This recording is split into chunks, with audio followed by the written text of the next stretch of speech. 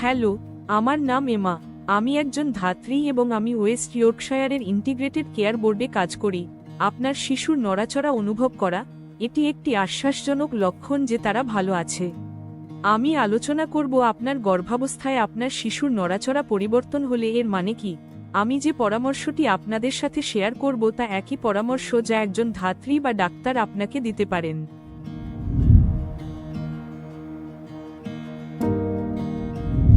অধিকাংশ মহিলারা প্রথমে তাদের শিশুর নড়াচড়া অনুভব করেন যখন তারা 18 থেকে 20 সপ্তাহের গর্ভবতী এবং প্রসবের সময় পর্যন্ত তাদের নড়াচড়া অনুভব করতে থাকেন।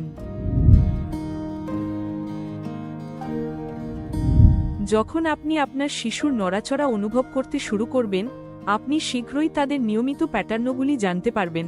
উদাহরণস্বরূপ, আপনি দিনের নির্দিষ্ট সময়ে তাদের বেশি লক্ষ্য করতে পারেন। নড়াচড়াগুলি একটি সুইশ, একটি ফ্লাটার, একটি কিক বা একটি রোলের মতো অনুভব হতে পারে। প্রতিটি শিশু আলাদা। আপনাকে কতগুলি নড়াচড়া অনুভব করতে হবে তার কোনো নির্দিষ্ট সংখ্যা নেই। আপনার শিশুর নড়াচড়া আপনি কিভাবে এবং কোথায় অনুভব করেন তা আপনার শিশুর শোয়ার অবস্থান, আপনি কিভাবে বসে বা দাঁড়িয়ে আছেন, আপনি সক্রিয় বা বিশ্রামে আছেন কিনা তার দ্বারা প্রভাবিত হতে পারে। আপনি প্রতিদিন আপনার শিশুর নড়াচড়া কেমন এবং তাদের জন্য কি সাধারণ তা জানতে পারবেন।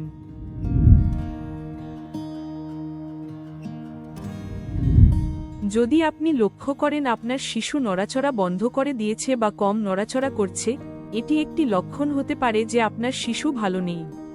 যদি আপনি আপনার শিশুর নড়াচড়া নিয়ে চিন্তিত হন, তাহলে আপনার হাসপাতালের মাতৃত্ব মূল্যায়ন কেন্দ্রে কল করুন। আপনার জন্য অপেক্ষা না করাটা গুরুত্বপূর্ণ।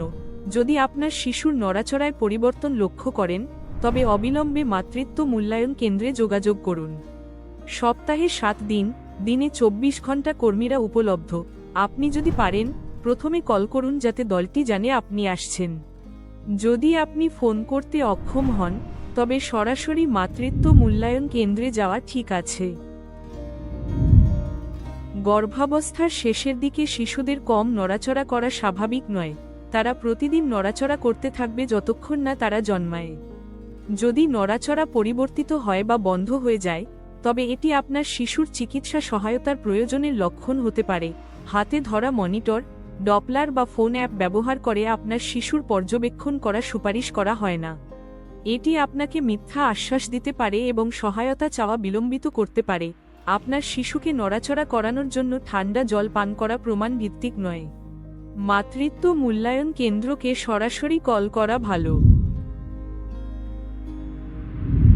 যখন আপনি মাতৃত্ব মূল্যায়ন কেন্দ্রে পৌঁছাবেন, তখন একজন ধাত্রী মা এবং শিশুর মূল্যায়ন করবেন এবং আপনাকে একজন ডাক্তারও দেখতে পারেন।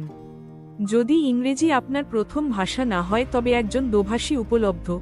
আপনি আপনার সাথে একজন সঙ্গী বা সমর্থক আনতে পারেন। আপনি যদি আগাম কল করতে না পারেন, তবে আপনার অ্যাপয়েন্টমেন্টের প্রয়োজন নেই। আপনি সরাসরি হাসপাতালে আসতে পারেন।